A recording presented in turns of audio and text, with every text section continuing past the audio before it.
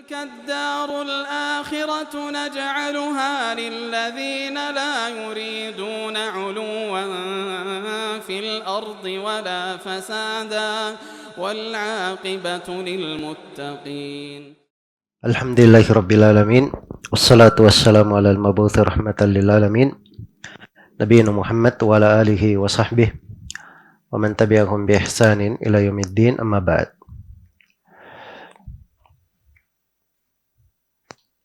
Baik, memulai pertemuan tanya jawab ini, kita akan membaca satu ayat dari syarah kitab Tauhid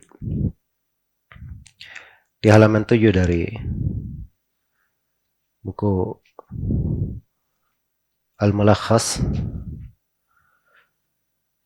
Dikatakan oleh Asy-Syaikh Hafizahullah Ta'ala menerangkan ayat yang dibawakan oleh Syekhul Islam Muhammad bin Abdul Wahhab rahimahullah ta'ala. Kata beliau, wa qawluhu wa qadha rabbuka alla ta'budu illa iyyah wa bil walidaini ihsana. Al-ayah. Firmannya, itu firman Allah subhanahu wa ta'ala. Jadi beliau bawakan ayat-ayat firman Allah, firmannya. Itu biasa ya dalam membahasakan pendalilan. Wa qadha rabbuka, dan Rabbmu telah memerintahkan, memutuskan, alla ta'budu illa iyyah,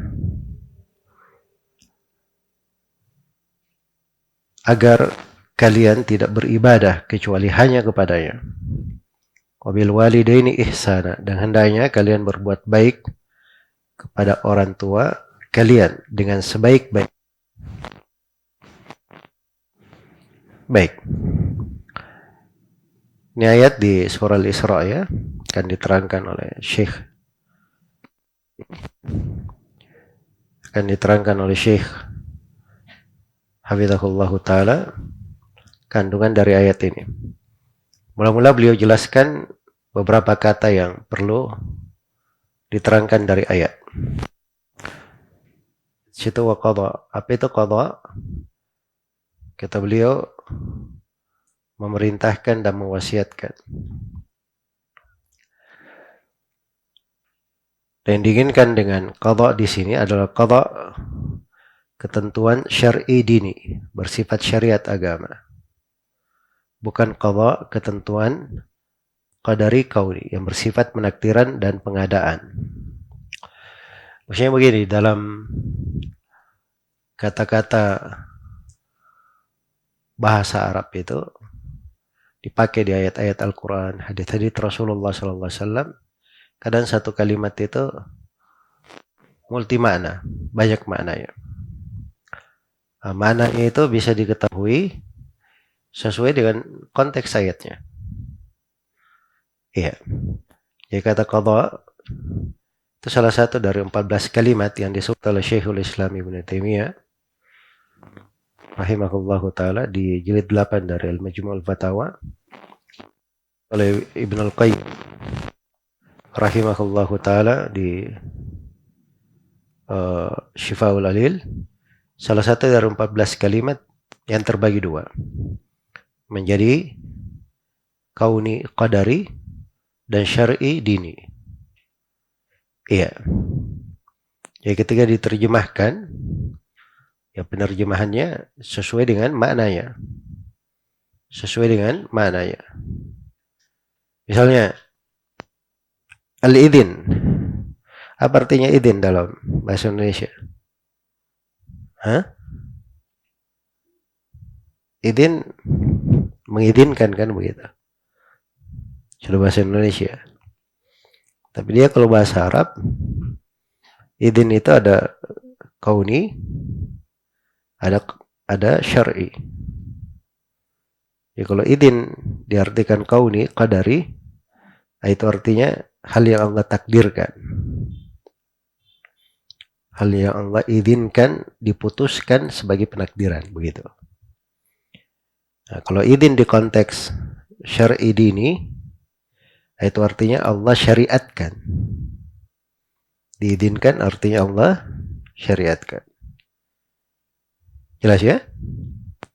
Nah, sama di sini wa qada. Qada itu terbagi dua. Ada qada kauniyun qadariyun. Dan ada qada apa? Syar'iyun diniyun. Iya.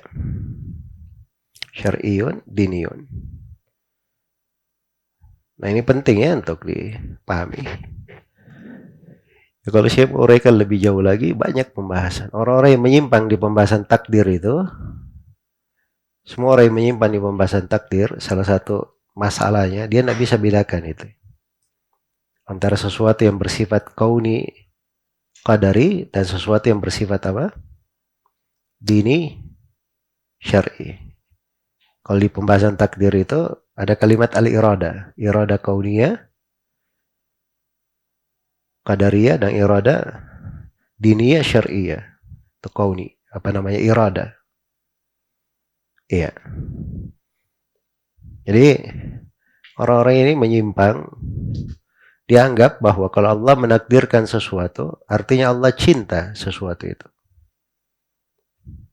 Itu pemahaman benar atau tidak? Saya tanya, kalau Allah menakdirkan sesuatu, Allah cinta sesuatu itu pasti? Hah? Nah, ini atau antum masih belum makan pagi atau gimana? Saya kasih contoh misalnya. Allah menakdirkan adanya kekafiran. Allah cinta kekafiran? Nah, bagus jawaban antum, mantap. Saya kasih contoh. Berarti kalau Allah menakdirkan sesuatu, belum tentu sesuatu itu dicintai oleh Allah. Kalau antum tanya, kenapa Allah takdirkan adanya kekafiran? Ya, jangan tanya-tanya perbuatannya Allah. Tapi semua yang dilakukan oleh Allah, itu pasti ada hikmahnya di sisi Allah Subhanahu wa Ta'ala. Kadang kita tahu, kadang kita diberitahu, dan kadang kita tidak tahu tentang itu sama sekali. Jelas ya? Nah, ini datang orang-orang yang menyimpan di pembahasan takdir. Kalau ada Allah berkehendak sesuatu, berarti Allah pasti cinta sesuatu itu. Itu benar atau tidak? Tidak benar pasti. Terus bagaimana caranya membedakan? Nah, disitulah masalahnya. Dia tidak bisa bedakan antara irada kauniyah, qadariyah, satu, dan irada diniyah dan syar'iyah. Kalau irada kauniyah diniyah, irada kauniyah qadariyah, itu bersifat penakdiran. Allah takdirkan adanya kekafiran. Itu irada kauniyah qadariyah, penakdiran. Tapi belum tentu Allah cintai sesuatu itu. Tapi kalau irada diniyah syar'iyah, Allah perintah untuk beriman. Nah, keimanan itu dicintai oleh Allah. Yang bersifat diniyah syar'iyah itu pasti dicintai oleh Allah Subhanahu wa Ta'ala. Jelas ya? Ini saya ingin tunjukkan aja bahwa kadang pembagian-pembagian itu di pembahasan ilmu kadang terlihat sederhana, tapi dibangun di atasnya pembahasan-pembahasan besar sebenarnya. Kalau kita masuk di dalam rincian-rincian apa? Seputar pembahasan ilmu, apalagi kalau mengkaji tentang kekeliruan-kekeliruan pendapat yang menyimpang dari jalan. Baik, wa qadha rabbuka. Rabbuna, rabbuka, ar-rabb kata Syekh, yang maha memiliki dan maha mengatur, yaitu yang maha memelihara seluruh alam dengan nikmat-nikmatnya. Ya, dari kata tarbiyah, yang mentarbiyah alam dengan nikmat-nikmatnya. Artinya alam ini dipelihara, dilengkapi, dicukupi dengan nikmat-nikmat Allah. Ada yang dihidupkan, ada yang dimatikan. Dialah Allah yang mengatur segala rezeki, di tangannya segala sesuatu. Iya. Allah ta'budu illa iya. Di sini qadha, Syekh sudah terangkan, ini bersifat syar'iyah diniyah. Qadha secara syar'i dan dini. Artinya qadha ini dicintai oleh Allah atau tidak? dicintai pasti. Kalau dia syariah diniyah. Allah perintah. Iya. Allah perintah. Apa perintahnya? Allah ta'budu illa iya. Jangan kalian beribadah kecuali hanya kepadanya. Apa maknanya? Bahwa hendaknya kalian hanya beribadah kepadanya dan tidak menyembah kepada selainnya. Itu maknanya. Ya, ada dua rukun di dalamnya. Sama dengan la ilaha illallah. La ilaha illallah. Ada dua rukun. An-nafyu wal itsbat. La ilaha menafikan, berlepas diri dari segala yang diibadahi kecuali Allah. Illallah, kecuali hanya Allah, itu penetapan. Nah, baru dengan ini syah keislaman seseorang. Ya, kalau ada yang berkata agama itu semuanya sama, itu tidak benar la ilaha illallah ya. Belum masuk ke dalam Islam. Belum masuk ke dalam Islam. Jelas ya? Ini muncul ya pemahaman keliru belakangan ini. Dianggap bahwa Pancasila itu seakan-akan mengadopsi seluruh agama itu semuanya sama. Itu pemahaman keliru. Iya. Dasar kekeliruannya itu sederhana sebenarnya. Tanya aja kepadanya. Pancasila itu apa? Dia agama atau ideologi? Kalau dibilang agama, ya kacau negeri ini. Ya, saya agamanya Islam, saya tidak mau masuk ke dalam agama yang bernama agama Pancasila. Dan tidak ada satu penganut agama pun yang mau masuk ke agama bernama agama apa? Pancasila. Makanya jangan anggap agama. Pasti dia bilang ideologi, kan begitu. Kalau ideologi itu, sepanjang ideologi itu benar, itu pasti di dalam agama Islam ada pembenarannya. Karena itu Pancasila tidak bertentangan dengan apa? Dengan agama Islam. Dari sudut konsep sebagai perjanjian antara penduduk negara. Iya. Karena itu dari masa dahulu itu, umat Islam tidak pernah ada masalah di kisah suci itu. Tapi ketika ada orang-orang yang masuk ke pemahaman keliru, akhirnya dibangun di atas kekeliruan, muncullah berbagai macam hal yang kadang kita dengar. Nah, itu tidak bagus ya. Negara ini menjamin setiap pemeluk agama menjalankan agamanya masing-masing sesuai dengan keyakinannya. Iya. Itu dari konsep dasar harus dipahami. Karena itu kalau ada yang berkata semuanya agama itu sama, ya ini mengotak-ngatik pembahasan beragama keluar dari ranah yang diinginkan dalam mempersatukan negeri ini. Ya, kalau ingin mempersatukan, harus dia pahami dulu, itu Pancasila konsepnya apa? Agama atau ideologi? Ya, semua orang memahami dia adalah ideologi, dan memang dasarnya itu perjanjian antara penduduk negara ini. Bahwa mereka akan menjaga 5 hal. Jelas ya? Nah, itu syah-syah saja dalam hukum Islam. Iya. Dan ini kadang kita luruskan ya, orang-orang ekstrim yang kadang tidak paham tentang hal tersebut. Jadi ekstrim-ekstrim itu juga kenapa dia menolak? Karena dianggap Pancasila ini agama. Dan itu kedunguan, kan begitu. Tidak ada yang menganggapnya sebagai agama. Itu adalah sebuah ketentuan yang disepakati di dalam penduduk negeri ini untuk dijaga. Dan kesepakatan itu sepanjang tidak ada hal yang melarang di dalam syariat, itu tidak dipermasalahkan. Makanya ketika Nabi SAW tiba di kota Madinah, itu ada kesepakatan antara Rasulullah SAW dan orang-orang Yahudi di sana. Orang-orang Yahudi di sana.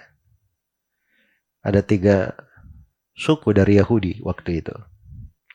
Di antara butir kesepakatan itu, umat Islam penganut agama, Yahudi juga penganut agama. Jadi yang berkata, oh Rasulullah bolehkan semua agama. Clear itu di konteks apa? Kesepakatan. Ya sebab kalau dia penganut agama, kita tidak paksa dia untuk masuk ke dalam agama kita, kan begitu. Nah, ini cara berpikir. Makanya seseorang itu kalau bicara pada bidangnya saja. Jangan masuk kepada hal yang bukan bidangnya. Iya. Kalau dia di urusan keamanan, bicara di urusan keamanan. Jangan bicara di ranah agama. Nanti kacau balau nanti. Sama kalau seorang di ilmu kedokteran, dia bicara di bidangnya, nggak ada masalah. Dia teknisi, ahli di dalam bangunan atau di dalam mesin, silakan bicara di bidangnya masing-masing. Tapi kalau ahli mesin kasih resep operasi kecantikan, kira-kira bagaimana? Ya, ini seorang itu kalau sudah bicara bukan bidangnya, itu sumber masalah. Karena itu Nabi Shallallahu Alaihi Wasallam ketika ditanya apa sebab kehancuran, ya kata beliau, idza duyiyatil amanah. Ketika amanah itu ditelantarkan. Bagaimana ditelantarkannya? Idza wussidal amru ila ghairi ahliha fantadhiris. Apabila perkara itu diserahkan kepada selain ahlinya, maka tunggu hari kiamat. Tunggu hari kiamat. Baik. Jadi di sini ingat ya, la ilaha illallah itu ini rukunnya, ini penafsiran la ilaha illallah. Allah ta'budu illa iya. Jangan kamu beribadah kecuali hanya kepada Allah. Dua rukun di dalamnya. Dua rukun. Yang pertama, bahwa ibadah itu hanya kepada Allah. Yang kedua, tidak boleh beribadah kepada selain Allah. Nah, itu dua rukun. Kalau dua rukun ini benar, baru seorang muslim. Ya kalau dia berkata dirinya muslim, saya beribadah hanya kepada Allah, tapi dia tidak kafir kepada segala yang diibadahi selain daripada Allah, tidak berlepas diri dari apa yang diibadahi selain daripada Allah, itu bukan muslim. Bukan muslim. Tidak akan diterima di sisi Allah, tidak akan selamat di sakaratul maut, tidak akan selamat di alam kubur, dan di akhirat kelak dia pasti penghuni neraka, kekal di dalamnya, sebab tidak masuk dalam Islam. Tidak masuk di dalam Islam. Islam itu dua rukun asasi. Dan sudah kita kaji ya, itu agamanya para nabi dan para rasul semuanya. Ayatnya. Baik. Kemudian di sini wabil walidaini ihsana, dan berbuat baiklah kepada kedua orang tua. Dan berbuat baiklah kepada kedua orang tua. Apa maknanya? Bahwa Allah memerintah agar kalian berbuat baik kepada kedua orang tua sebagaimana Allah memerintah kalian untuk beribadah kepada Allah semata dan tidak beribadah kepada selainnya. Ya, di sini penjelasan keagungan berbakti kepada kedua orang tua ya. Sebab dia perintah datang setelah perintah mentauhidkan Allah Subhanahu wa taala. Baik. Kata beliau makna ayat secara global, ayat ini adalah pengabaran bahwa Allah Subhanahu wa taala telah memerintahkan dan mewasiatkan melalui lisan-lisan para rasulnya agar hanya dia semata yang disembah dan tidak ada yang disembah selainnya. Dan agar seorang anak berbakti kepada orang tuanya melalui ucapan atau perbuatan, serta tidak berbuat jelek kepada kedua orang tuanya, karena kedua orang tuanya lah yang telah memelihara dan mendidiknya ketika masih kecil dan lemah sampai dia menjadi kuat dan dewasa. Ini kandungan dari ayat ya. Iya. Jadi kalau ayatnya dilanjutkan itu akan terlihat seluruh makna dari ayat wa qadha rabbuka alla ta'budu illa iyyah wa bil walidaini ihsana imma yablughanna indakal kibara ahaduhuma aw kilahuma fala taqul lahumā uff wa la tanharhuma wa qul lahumā qawlan karīmā. Baik, itu dari makna ayat. Dijelaskan oleh Syekh makna global. Ayat ini ada dua penekanannya. Yang pertama, ibadah kepada Allah Subhanahu wa ta'ala dan tidak beribadah kepada selainnya. Yang kedua adalah berbakti kepada kedua orang tua. Iya. Dan bentuk berbaktinya dalam bentuk ucapan maupun perbuatan. Baik. Dan diingatkan kenapa seorang itu berbakti kepada orang tuanya. Karena orang tua ini yang mendidik kita dari kecil. Jelas ya? Yaitu lumrah dalam kehidupan. Seorang itu dia membalas kebaikan karena orang berbuat baik kepadanya. Itu manusiawi namanya. Tapi kalau ada orang manusia berbuat baik kepadanya terus, tapi dia tidak pernah balas dengan kebaikan, dia balas dengan keburukan. Nah, ini ada yang kurang pada dirinya ya. Fitrahnya nggak bagus. Iya. Itu dalam hal biasa saja, apalagi terhadap kedua orang tua. Apalagi terhadap kedua orang tua. Harusnya kita lebih mengingat tentang makna ini. Kewajiban berbakti kepada kedua orang tua. Hubungan antara ayat dan bab. Bahwa tauhid adalah hak yang paling ditekankan dan kewajiban yang paling kuat. Nah, ini sudut pendalilannya di pembahasan tauhid. Kenapa dibawakan ayat ini oleh penulis? Nah, beliau ingin menjelaskan bahwa tauhid itu hak yang paling ditekankan dan kewajiban yang paling besarnya, paling kuatnya. Kenapa? Karena dalam ayat ini Allah mengawali dengan perintah dengan perkara tauhid. Dan Allah tidak memulainya dengan sesuatu kecuali dengan perkara yang paling penting. Kemudian perkara yang penting yang lainnya. Jadi kan dimulai dengan tauhid dulu. Perintah beribadah, baru perintah berbakti kepada kedua orang tua. Nanti ayat-ayat setelahnya itu disebutkan kewajiban-kewajiban yang lain. Iya. Disebutkan kewajiban-kewajiban yang lainnya. Nah, banyak kewajiban disebut, tapi dimulai dengan kewajiban apa? Kewajiban tauhid. Menunjukkan bahwa tauhid ini perkara yang paling besarnya. Karena itu pokok harta seorang muslim dan muslimah itu adalah apa?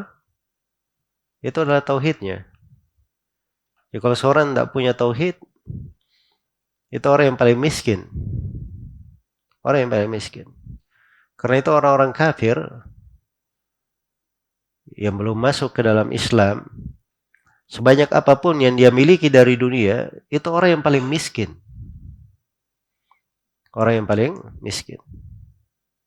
Iya. Dan orang yang paling terpenjara di akhirat. Kalau di dunia mereka mungkin merasa bebas ya. Iya.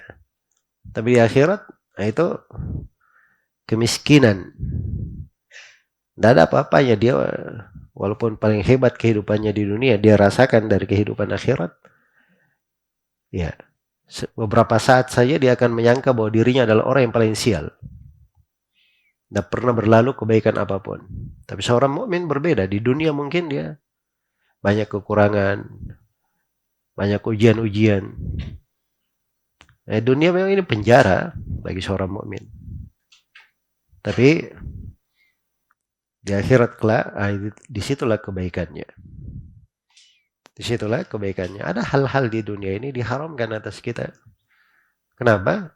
Karena itu disimpan untuk kita di kehidupan akhirat.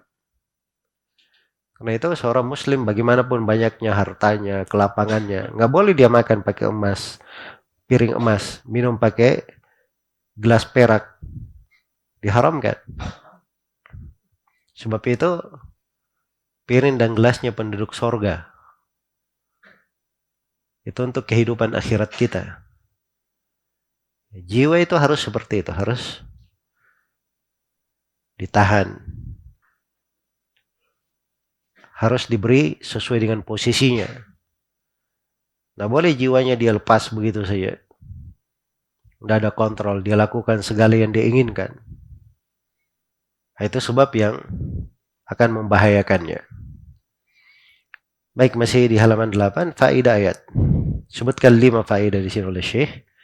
Yang pertama bahwasanya tauhid itu adalah kewajiban yang pertama kali Allah perintahkan. Juga merupakan hak-hak wajib yang pertama atas hamba-hambanya. Ya, di antara seluruh hukuk, tauhid ini hak yang paling pertama.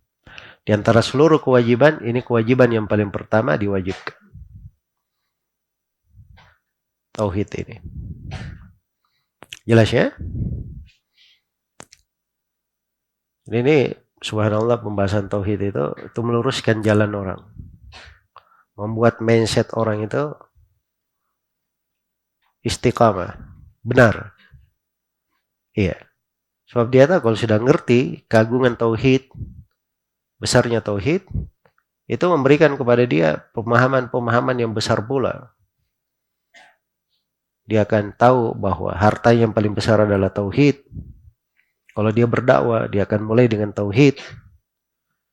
Dia bangun pembahasan ilmu, dia perhatikan sudut tauhid di situ. Semua pembahasan ilmu itu diperhatikan sudut tauhidnya. Sudut ibadah kepada Allah. Tidak ada yang tidak diperhatikan sudut ibadahnya. Sudut tauhid di dalamnya. Jelas ya? Kemudian yang kedua, kandungan kalimat la ilaha illallah berupa peniadaan dan penetapan. Yang padanya terdapat dalil yang menunjukkan bahwa tauhid tidak akan tegak kecuali dibangun di atas nafi dan itsbat. Meniadakan peribadatan kepada selain Allah dan menetapkan ibadah hanya untuk Allah saja. Sebagaimana penjelasan yang telah berlalu. Baik, ini sudah diterangkannya. Dari la ilaha illallah mengandung berapa rukun? 2 rukun. Apa itu? An-nafyu wal itsbat. An-nafyu artinya penafian, peniadaan. Al-itsbat artinya apa? Penetapan. Itu 2 rukun asasi dalam la ilaha illallah. Baik. Yang ketiga, besarnya hak kedua orang tua. Bahwa Allah mengikutkan hak kedua orang tua tersebut kepada haknya, kepada hak Allah. Dan hak tersebut datang pada tingkatan kedua. Jadi disebut dulu perintah ibadah kepada Allah, setelah itu diikutkan perintah apa? Berbakti kepada kedua orang tua. Bahasanya itu wabil walidaini, pakai wa. Bukan kemudian ya. Datang Muhammad kemudian Amr. Jelas ya? Tapi itu bahasanya datang Muhammad dan Amr, pakai kata dan. Nah, ini kata yang menunjukkan besarnya kedudukan. Hak yang kedua itu ketika digandengkan dengan hak yang pertama. Ya, karena itu posisi kedua orang tua itu luar biasa. Iya. Baik. Penjelasan tentang berbakti kepada orang tua itu ada ayat-ayatnya, ada hadits-haditsnya, menunjukkan tentang keagungannya, keutamaannya, dan besarnya nilainya di dalam kehidupan. Dan itu perlu pembahasan tersendiri. Di halaman 9, yang keempat, kewajiban berbuat baik kepada kedua orang tua dengan segala jenis kebaikan. Sebab Allah tidak mengkhususkan satu jenis kebaikan tanpa yang lainnya. Maksudnya berbakti kepada orang tua itu luas cakupannya. Kadang dalam bentuk ucapan dan kadang dalam bentuk perbuatan. Kadang di kehidupan, di masa mereka berdua hidup, dan kadang di masa mereka berdua telah meninggal. Dan jenis berbakti kepada orang tua juga itu sangat banyak. Tidak ada batasannya. Baik, yang kelima, keharaman durhaka kepada kedua orang tua. Nah, ini hati-hati al-uquq ini dari hal yang berbahaya. Sebab orang berucap saja kepada orang tuanya itu tidak dibolehkan. Apalagi kalau dia berbuat lebih daripada itu. Nah, itu uslub ya di dalam mengingatkan bahaya. Kadang diingatkan yang kecil untuk menunjukkan bahwa yang lebih besar daripada itu lebih bermasalah lagi. lebih bermasalah lagi. Ya, nah ini saya kira dimaklumi ya. Dimaklumi atau tidak ini? Ya, kalau antum misalnya lihat ada empang, tertulis di situ dilarang mancing di sini. Apa yang antum pahami? Dilarang mancing di sini. Hah? Boleh menjala? Boleh pasang pukat? Mancing saya tidak boleh, apalagi menjala, kan begitu? Ya. Kalau di kota ditulis di tembok di situ, dilarang kencing di sini. Maaf ya, dilarang kencing di sini. Apa artinya? Boleh buang air besar di situ. Kencing saya nggak boleh, apalagi lebih daripada itu. Itu dimaklumi ya di uslub dan gaya pembicaraan. Karena itu ketika diingatkan hal yang sepele saja tidak boleh kepada orang tua, apalagi hal yang lebih besar daripada itu. Itu adalah hal yang diharamkan. Baik, semoga Allah memberi taufik kepada semuanya. Wallahu ta'ala alam.